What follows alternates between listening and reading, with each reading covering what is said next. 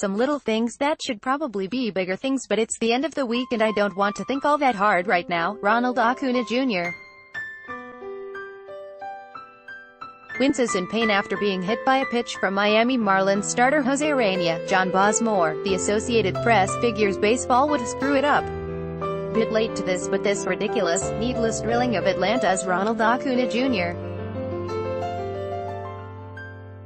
by Jose Urena of the Marlins the other night was handled, of course, poorly by those who run the game. Now, I have come around almost full circle on purpose. Pitches that were, and are, at a pitcher's disposal is a way to send a message, or get even, for some other slight. I still think brushing a guy back slightly has a place in the game, but never at the end, always close and never behind a hitter, but I think only in retaliation for something that's happened in a game. And once it's done, it's done. Article continued below. Kind of like a hard slide, which I have no issue with whatsoever. It's to be used judiciously and rarely, but I do think it's still a small part of the game.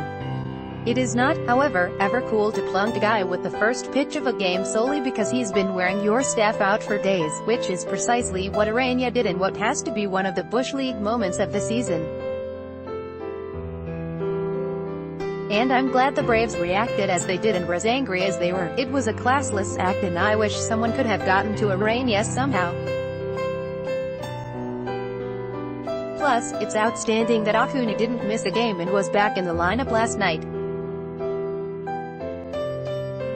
But here's where baseball screwed up, and maybe there is no answer, but there should be. Urena has to be disciplined, of that there is no question, but to simply hit him with a 6-game suspension was a wuss-out move by the overseers of the sport. That's basically a 1-game suspension for a starter, hardly a hardship and, some might think, not a bad thing to force a pitcher to take an extra day between starts. Me, I'd have no problem with a 2-week suspension or even 15 days. Take the guy out of a rotation for a legit period, put some weight behind the penalty. That might open a few eyes. Article continued. Bellawand. If that's not palatable, how about a 6-game unpaid suspension and another $250,000 fine, to both the player and the team? Denting a pocketbook is never a bad idea. What do you think? Either way, the penalty doesn't fit the crime as it exists in baseball's minds these days, and hitting the first batter of the game is one of the more egregious screw-ups of this or any season. This'll be our last call for questions, good, bad, or indifferent, it doesn't matter, for this weekend's mailbag. Get 'em in soon and I'll get 'em answered for Sunday. All you've got to do is click on ask.thestar.ca and let your mind go. Totally fun. I don't know what it says, but it says something somehow that Aretha Franklin, Elvis Presley and Babe Ruth all died on the same date, August 16. You may not find a group of such diverse people who each had such a crazy impact on very different segments of society and in entirely different eras. And I know everyone listened to as much Aretha yesterday as they could, never a bad thing, but this would have been among the top 5 minutes. Was cool to see David Robinson in the stands among the people at the Duke Ryerson game the other night, in a prime location behind the bench to watch his son play for the Blue Devils. A story came to mind. I have the greatest of respect for Robinson and what he stands for and how he comports himself. He built, or spearheaded, the building of a school in San Antonio years and years ago. He is an exemplary person by everything I've ever known about him or seen of him. This, however, stands out.